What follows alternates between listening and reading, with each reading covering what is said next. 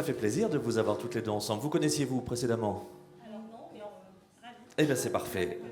C'était aussi un petit peu le but de l'opération. Céline Laurence, la Maison Dieu, avec cette couverture qui parlera forcément aux amateurs de tarot, et puis Pauline Clavière avec une couverture noir et blanc, cette fois-ci Wonderland.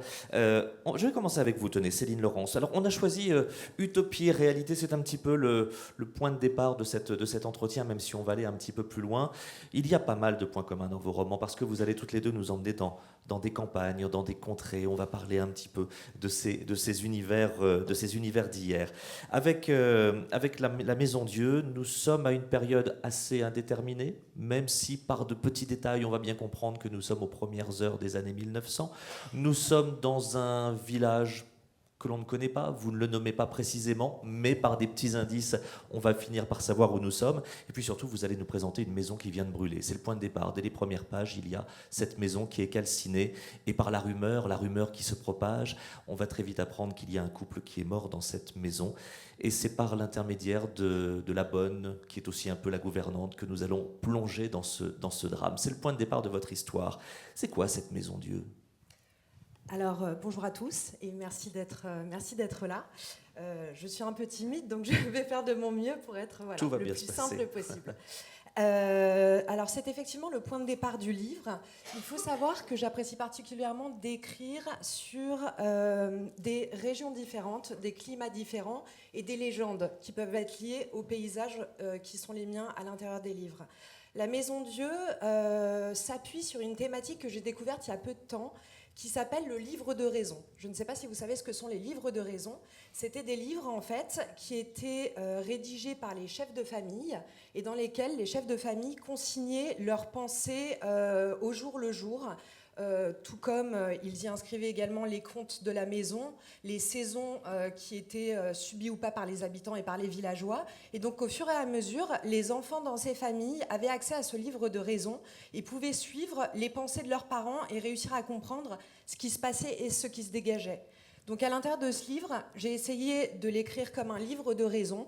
On y trouve des remèdes, on y trouve des rapports au climat, à la météo, on y trouve évidemment une histoire parce qu'il y a des tensions familiales.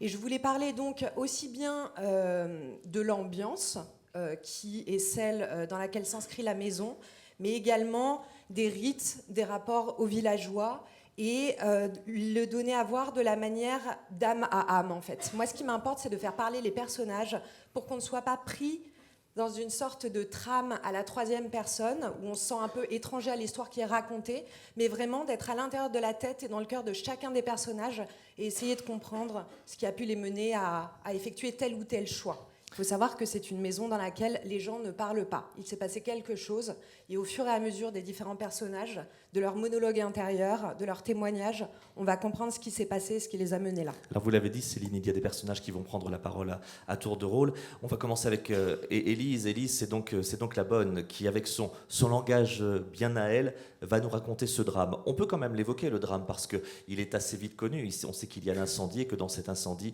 il y a un couple qui va perdre la vie. C'est Madame Esther et Monsieur Armand. C'est ce couple qui ne se parlait plus parce qu'il s'était passé quelque chose. Le silence est très présent.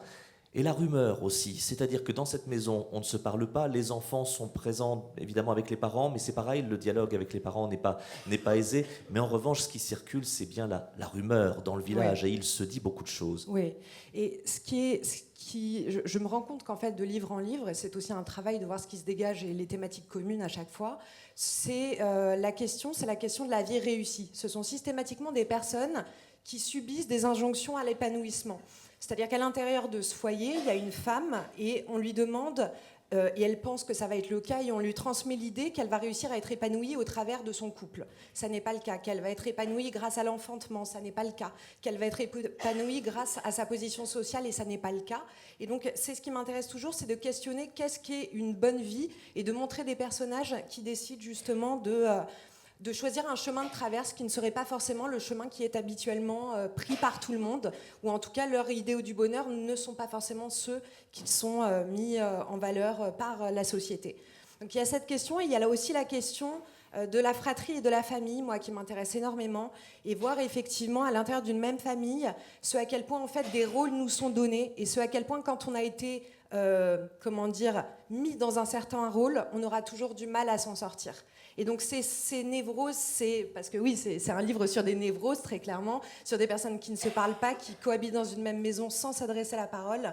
Et donc, c'était un petit peu toutes ces thématiques que j'ai essayé de brasser à l'intérieur du livre. Les non-dits, les gens qui ne se parlent pas, la rumeur qui se propage, ces vies toutes tracées quand on essaye soi-même de faire un pas de côté, c'est aussi un petit peu ce qu'on retrouve dans votre livre Pauline Clavière, Wonderland. Là, nous sommes aussi dans une autre campagne, mais c'est une autre. Hein. On est dans des régions qui sont pas très loin les unes des autres, mais on est quand même dans une autre campagne. Là, nous allons être dans 3 périodes, puisqu'on va passer aussi bien des années 40 aux années 70 et à notre époque contemporaine. Il est question de famille aussi, puisque même si c'est un roman, vous êtes très présente dans ce roman, avec cette envie qu'a votre mère de vous demander de travailler sur cette drôle d'histoire de ces 2 Allemandes qui sont arrivées un 14 juillet 1977 dans ce petit village. Elles sont très belles, donc il y en a qui vont les trouver fortes à leur goût, et puis il y en a d'autres qui vont se dire « Mais que viennent-elles faire là, ces 2-là, celles qui ne vivent pas comme nous ?» Qui sont-elles, ces 2 Allemandes ? Merci beaucoup en tout cas à tous d'être là déjà. Cette histoire, c'est une histoire qui m'a été racontée par ma mère. C'est une histoire vraie de ces 2 femmes qui débarquent effectivement le jour de la fête nationale. Et ces 2 femmes, elles ne ressemblent pas du tout aux femmes qu'on a l'habitude de voir dans ce petit village que j'ai appelé lieu-dit. Et surtout, l'histoire de l'arrivée de ces 2 femmes, cette rumeur, elle m'a suivie toute mon enfance. Et pour tout vous dire, l'été dernier, je vais avec ma mère dans le petit village d'où elle est originaire avec mon fils. Et on dîne, on passe du temps, on discute. Et c'est moi qui suis en charge d'aller jeter la poubelle. Bon, si elle est venue pour nous raconter ça, quoi d'autre ? Et il se trouve que pour aller jeter cette poubelle, je passe devant la maison de cette sorcière, parce que c'est comme ça qu'on l'appelait quand on était petite. Et là, il m'arrive un espèce de truc très bizarre. Je me dis, mon Dieu, mais elle est là, elle est toute proche, on m'a parlé d'elle toute ma vie, toute mon enfance, et je la sens. Je me dis, mais quiconque passerait par là va me prendre pour une folle. Hein. Elle va se dire, mais qu'est-ce qu'elle fout au milieu de la route avec son sac poubelle ? Et en fait, je vois le panneau céramique, je me dis, mais il va se passer un truc, elle va me dire un truc, c'est pas possible. Le lendemain matin, on décide d'aller faire une petite balade dans une chapelle qu'on appelle la chapelle de Narnia, juste à côté. Et là, je feuillette le livre de doléances, ce que je ne fais jamais. Et là, je tombe, le truc, personne ne l'a touché depuis des millénaires, quoi. Et je tombe sur les mots en allemand, véridiques, Danke für Wunderland. Je me dis, mais c'est pas vrai. Il se passe un truc, on est en train de... Cette histoire, tout le destin est en train de me forcer la main pour que j'écrive cette histoire. 6 mois plus tard, on convient avec ma mère, puisque vous le comprendrez qu'elle est aussi le sésame de cette histoire, d'aller enquêter, toutes les 2, sur ces Allemandes, quelques jours avant Noël, dans ce trou paumé. Donc c'est une aventure en soi déjà, d'aller se trouver un hôtel, d'aller trouver des gens qui ont envie de nous parler. Et évidemment, bon, personne n'a trop envie, en plus, de raconter cette histoire. Je rencontre beaucoup de résistance et je vais commencer par enquêter auprès des gens du village, le maire notamment. Et bon, pas mal des gens de ce village sont partis à la guerre. Ils n'ont pas envie de me parler de ces femmes. On sent un peu des relents, c'est les Boches, c'est les Allemandes. Et pourtant, elles sont arrivées en 77. Cette histoire, cette enquête va m'amener encore plus loin, puisqu'elle va m'amener à rencontrer des historiens. Vous verrez qu'on va enquêter bien au-delà en fait de l'enceinte du village, parce qu'elle nous a amené très très loin cette histoire. C'est intéressant parce que vous employez le mot enquête, parce que c'est un roman, mais c'est bel et bien une enquête. Vous rencontrez des réticences, alors que ça fait 45 ans que ces Allemandes sont venues, Mariella et Brundehild sont arrivées ici, mais malheureusement, ce sont toujours les étrangères. Et c'était aussi l'occasion pour vous d'aborder cette thématique historique qu'est le STO, le service du travail obligatoire, puisqu'effectivement, on va bien comprendre qu'à un moment ou à un autre, il y a ce lien entre ce village et l'Allemagne. Lorsqu'on a préparé cet échange, vous me disiez toute l'importance que vous avez à valoriser ces personnages, que la grande histoire, que le roman national a eu envie de mettre un petit peu dans l'ombre. Pour que nos amis libraires comprennent, parce que ça peut paraître un peu bizarre, mais effectivement, ces Allemandes vont m'amener à parler de mon grand-père, qui a été un de leurs alliés quand elles sont arrivées dans ce village, et un autre homme. Et personne n'a compris pourquoi et mon grand-père et cet homme, que tout le monde pensait connaître, ont voulu les aider. Et donc ça me ramène effectivement à Unna, à 100 km au nord de Dortmund, où l'ami de mon grand-père a été fait... prisonniers du STO. On parlait alors, vous savez, c'est ces gens qui allaient bosser dans les Stalags pour les Allemands, qui n'étaient ni des résistants, ni des prisonniers pieds et poings liés, donc des collabos un peu exfiltrés. On ne savait pas trop quoi faire d'eux quand ils sont rentrés. Et moi, toute ma petite vie, et surtout ma mère, on a entendu mon grand-père parler du fait d'être passé à côté de sa résistance. Il n'était pas sur le Mont Mouché, il n'était pas là-bas. Et il rabâchait ça tout le temps. Il nous gonflait avec ça et on ne comprenait pas. Et la vérité, c'est que tout le village s'est tu quand les gens sont revenus de la guerre. Et rien ne s'est passé. Et quand elles reviennent 30 ans après, c'est comme si la chape de plomb, tout ce silence, tout ça partait en éclats et qu'elle ravivait tous ces souvenirs. Et c'est pour ça que j'ai voulu enquêter, c'est pour ça que j'ai voulu aller les retrouver. Et effectivement, je n'ai pas été déçue, sachant que tout le monde me disait « Pauline, elles ne t'ouvriront pas la porte. Déjà, elles sont alcooliques et folles. » C'est exactement comme ça qu'on en parlait. Elles sont zinzin, enfin, elles n'auront absolument pas envie de te parler. Donc tout l'enjeu pour moi était à la fois très impressionné par le mythe de Brunhilde et de Mariella, et à la fois déterminée à ce qu'elle m'ouvre la porte. Essayer de comprendre ce qui s'était réellement passé. Il y a un autre point commun dans vos livres, ce sont les ambiances. Vous l'avez laissé entendre, hein, Céline. Les ambiances sont importantes dans cette maison Dieu, qui pourrait parfois être aussi un peu une sorte de maison du diable, puisque, on l'a dit, les premières pages, c'est l'incendie de la maison. On est au début, vraisemblablement, des années 1900. Vous voulez reconstituer la vie de cette famille. Il y a les univers qui sont là. On est dans une famille de la petite bourgeoisie locale. La maison est une belle maison bourgeoise entre les champs et le cimetière, parce que le cimetière a aussi son rôle à jouer. Comment l'avez-vous construite, cette maison, avant de la faire brûler ? Alors, j'accorde une très grande importance aux lieux dans lesquels se déroulent mes histoires. J'ai vraiment voulu que la maison soit un être à part entière. C'est une histoire comme on en connaît tous, avec des histoires familiales, avec ces idées de fantômes, avec différentes générations de personnes qui se côtoient à l'intérieur. Et effectivement, ce qui m'importait, c'était vraiment d'avoir ces différents âges de la vie, en fait, et ces différentes aspirations à l'intérieur de la même maison. Je ne sais pas si vous avez vu, c'est un film de Terrence Malick qui s'appelle Les Moissons du ciel, et il y a cette image d'un grand champ de blé avec une espèce de bâtisse un peu gothique qui est située au milieu. On pourrait penser que la maison qui est la mienne, c'est ça, sauf qu'en fait, on observe le village alentour depuis l'intérieur de la maison. En fait, il faut savoir qu'à l'intérieur de cette maison, la mère passe toutes ses journées à la fenêtre. Elle contemple la vie qu'elle n'a pas pu avoir.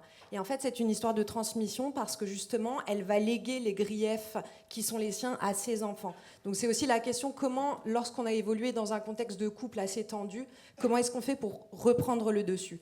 Et je voulais véritablement qu'il y ait ce côté métaphorique du huis clos, c'est-à-dire la maison est située, c'est une sorte de purgatoire. La maison, elle est située entre le village et entre le cimetière.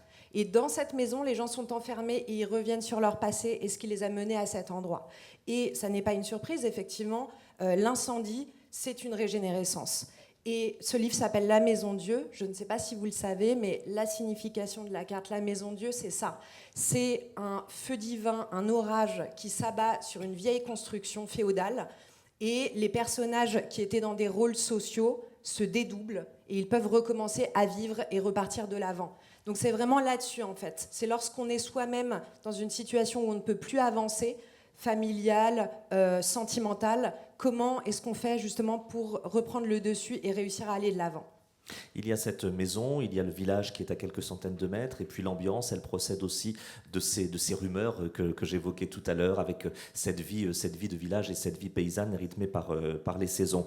Les ambiances aussi avec vous, Pauline Clavière, ce sont ces trois époques que l'on a citées précédemment, les années 40, notre époque contemporaine, et puis ces années 70. Juste une petite parenthèse, parce qu'on est au cœur des années 70, 14 juillet 1977. Il y a toute une playlist à la fin du roman.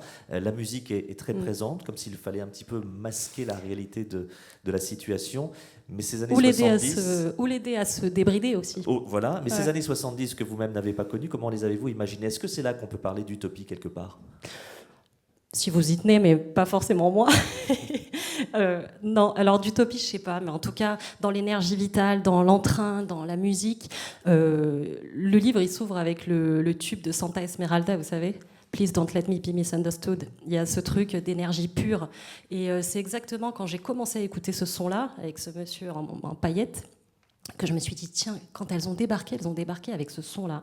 Elles ont débarqué avec cette modernité dans le village que je connais, où, à part 4 vaches et 3 toits de lauze et des dames habillées avec des tabliers, j'ai pas vu ce genre de personnage-là. Et tout de suite, ça m'a aidé à me projeter dans une espèce d'énergie. Voilà, j'ai réussi à me mettre un peu plus dans leur peau. Elles sont arrivées avec on les leur imagine, gros van. Gentiment bohème, gentiment hippie. Ouais, pas si gentiment que ça en réalité, parce que elles traînent avec elles leur détermination à être ce qu'elles sont. Et ce qu'elles sont, c'est tabou, ô combien tabou. Déjà, elles sont des femmes seules, jeunes, très belles et très libres. Et elles sont aussi, pour l'une d'entre elles du moins, des Allemandes, dans les années 70, filles de qui vous le découvrirez, mais en tout cas, le nazisme n'est jamais loin. Que viennent-elles chercher dans ce village? Qu'ont-elles fui? Et parallèlement, votre maman, qui vous incite, qui vous invite à faire cette enquête, est partie de ce village, a eu besoin, elle, de partir de ce village. Elle est partie, et pourtant, vous verrez que ma mère, c'est un personnage très singulier du roman, et c'est un peu mon sésame, je le disais, pour rentrer dans cette histoire, mais elle n'a eu de cesse de me traquer en me disant « Oh là là, mais heureusement que j'en suis partie, parce qu'alors leur mentalité, c'est pas possible ».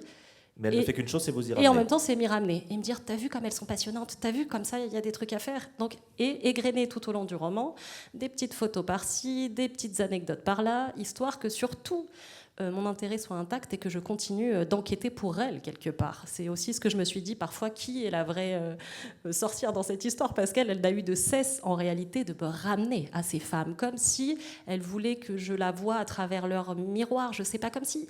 Toutes ces femmes, en tout cas, se faisaient écho, leur destin, leur volonté de liberté et la situation dans laquelle elles se sont retrouvées. Parce qu'il faut savoir que, déjà, aujourd'hui, encore, être une jeune femme qui grandit dans ce qu'on appelle la diagonale du vide, le Cantal, c'est particulier. Moi, j'aime ce pays plus que tout, mais je sais aussi, je dis pays, vous voyez, tellement je l'ai entendu dire 1000 fois comme ça. Mais c'est aussi quelque chose de très... douloureux, la façon dont elles sont perçues parfois par les hommes peut être aussi un peu sauvage, un peu brutale, et elles-mêmes ont une manière de se défendre qui est totale et permanente. Donc je pense que ça a dû les épuiser. Et en tout cas, il est vrai, il y a autre chose, si je peux me permettre, Philippe. Il y avait une espèce de... Je pense à l'origine de tout ça, aussi chez elles, c'est le début du roman, mais quand on va dans cette petite église... où je trouve ce mot dans Köfer Wunderland, je me dis qu'elles ont trouvé une terre d'accueil et que tous, à un moment, on cherche une terre d'accueil dans nos manières de nous déplacer. Mon grand-père, quand il a été envoyé au STO, était l'étranger en Allemagne. Elle se retrouve étrangère dans ce petit village et peut-être cette amitié n'est-elle de ça aussi. Et avec cette phrase qui m'a hanté tout le roman, c'est la suivante, c'est « Aura-t-on un jour le droit, quand on est qui elle est, d'être de nouveau allemande aux yeux du monde ?» Qu'est-ce que ça veut dire aujourd'hui, et a fortiori en 77, que d'être une Allemande? On parle de transmission, on parle de secret de famille aussi, dans ce petit village du Cantal. On parle également de transmission familiale et de secret de famille dans ce petit village de l'Ariège où vous nous emmenez, qui est un village que vous connaissez. Alors effectivement, il n'est pas cité et c'est peut-être pas le plus important, mais c'est un village qui vous tient à cœur et un petit peu comme pour Pauline, vous aviez envie d'emmener votre lecteur dans cet univers de nos campagnes. Oui, tout à fait. Le village effectivement existe. Bon, c'est pas un secret, il s'appelle Saint-Amadou. Et en fait, Amadou, ça vient de amour. Donc je trouvais que c'était d'autant plus drôle, vu les tensions familiales et vu les tensions avec les villageois, que ça se déroule dans un village qui s'appelle Saint-Amadou. Mais effectivement, il y a cette idée de transmission, il y a ces différents endroits, en fait, ces places de vie des villages. C'est-à-dire, il y a la place du village, il y a le lavoir, il y a les champs, il y a les maisons. Et effectivement, c'est quelque chose c'est un village qui me tient particulièrement à cœur et l'histoire ne m'est pas complètement indifférente, effectivement, ouais. Pourquoi cette maison a-t-elle brûlé? Pourquoi ce couple est-il mort dans l'incendie de cette maison? Et puis surtout, que deviennent les deux enfants qui restent suite à cet incendie? C'est votre actualité, Céline Laurence, ça s'appelle La Maison Dieu, avec cette belle couverture. Et puis Pauline Clavière, vous venez de nous présenter Wunderland. Merci beaucoup à toutes les deux. Merci beaucoup.